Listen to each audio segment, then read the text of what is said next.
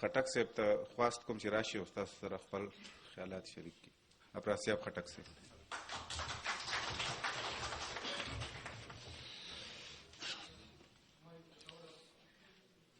ډېر ګران محترم انګریز صاحب، ډېر ګران ډېرو محترمو شاعرانو، ادیبانو، پوهانو، ښاغلو مېرمنو، د باچا خان څېړنیز مرکز نه ډېره مننه. عزیزانو، اجمل صاحب د مرکزي ایشیا د هغو روایتي شخصیتونو په شانو د چا ژوند چې ډېر اړخونه لرل، لکه زموږ غرونه چې ډېر مخونه لري. تاسو وګورئ په سنټرل ایشیا کې ظهیرالدین بابر بادشاه و، خو شاعر و، لیکوال و، ادیب و، جرنیل و. امیر علی شیر نوایی یو بل ترک شاعر، احمد شاه بابا جرنیل، سیاستدان، بادشاه او شاعر، صاحب دیوان شاعر. خوشحال خان خټک جرنیل، مشر، لیډر او شاعر. اجمل صاحب شخصیت هم دغسې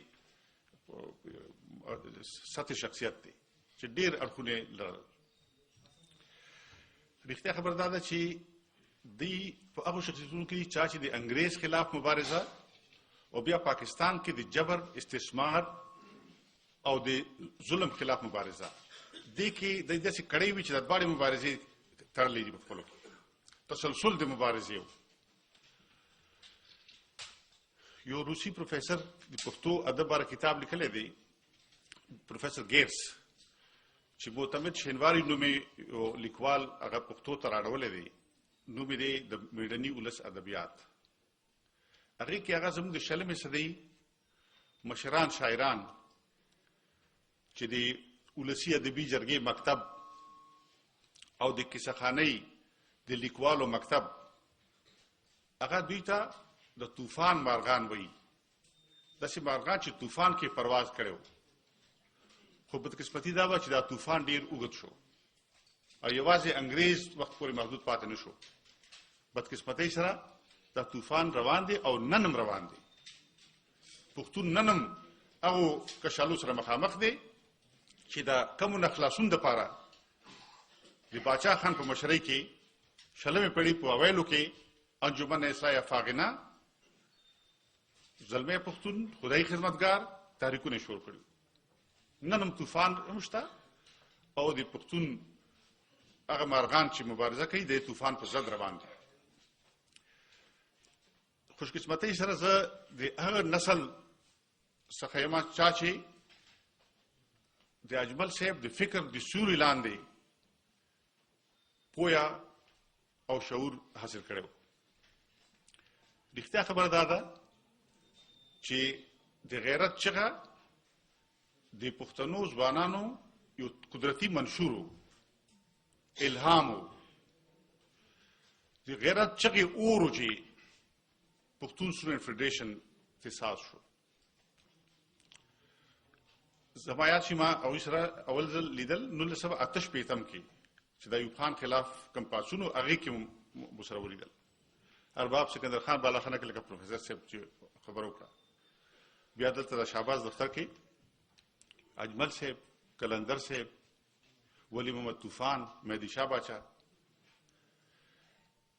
برق صاحب، د دوی فکرونه، دوی کلام پښتنو کې یو ملي شعور پیدا کړو.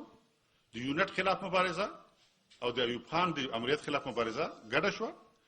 او هغو خلکو چې چا دا خیال و چې قیوم خانی جبر او د ایوب خان مارشالایي امریت خدای خدمتګاري ختمه کړه، د پښتون سټوډنټ فیډریشن جوړېدلو دا ثابته کړه چې داسې نه ده. د پښتنو نوي نسلونه تیار دي چې د خپلو نیکونو مبارزه ادامه ورکړي، جاري پاتې کړي، تسلسل ورکړي پیدا کړي. نو تاسو ولیدل چې 80م کلونو کې بیا پښتنو مبارزه رانوي شوه. نن زه په یقین سره وایم چې اجمل صاحب د کوزو او د برو افغانانو منځ کې، د لر او بر پښتنو منځ کې یو پولو باچا خان نفس اجمل صاحب چې چا د کوزو او برو پښتنو منځ کې د فکری رابطې یا د فکری پل کار ورکړو. هغه په افغانستان کې دغه قومي شخصیتو لکه څنګه چې دلته کوم احترام او مینه چې دلته غو لپاره موجوده ده دغه شان بلکې دینه سیوا په افغانستان کې غو لپاره موجوده ده.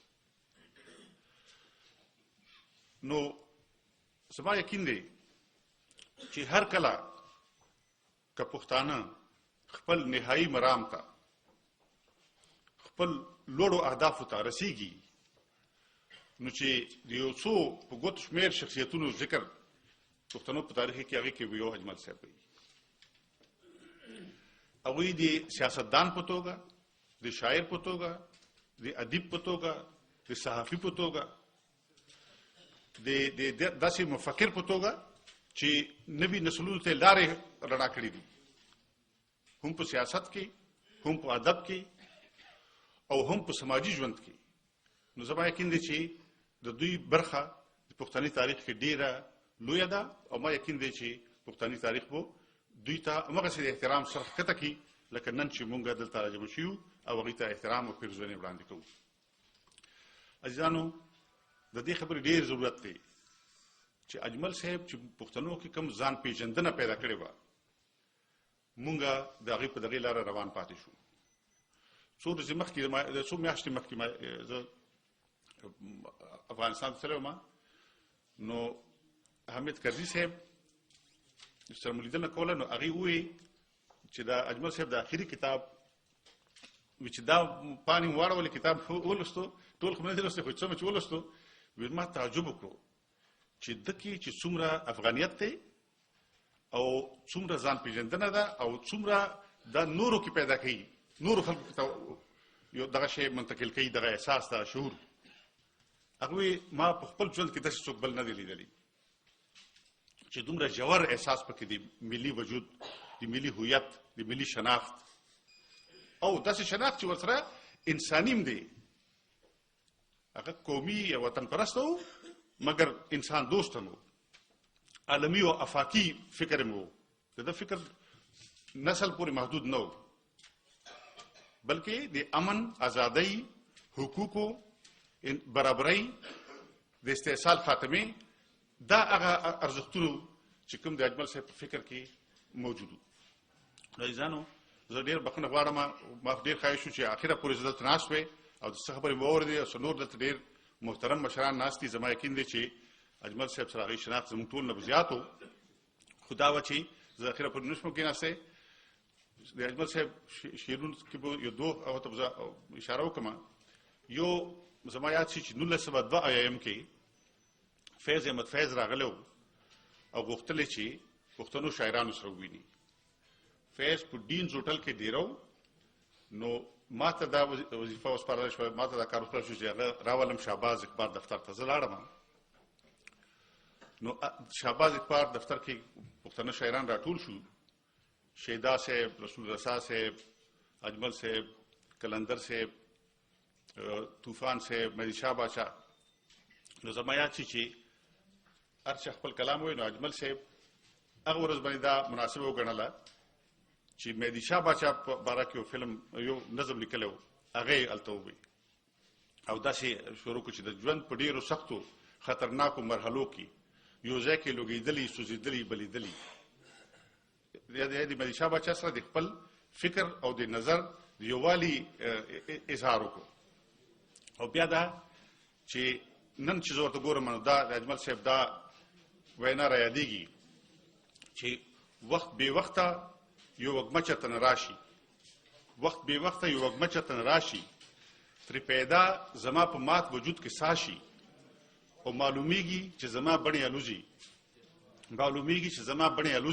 او ترې نه مخکې یو نوی ژوند پیدا شي. ډېره مننه.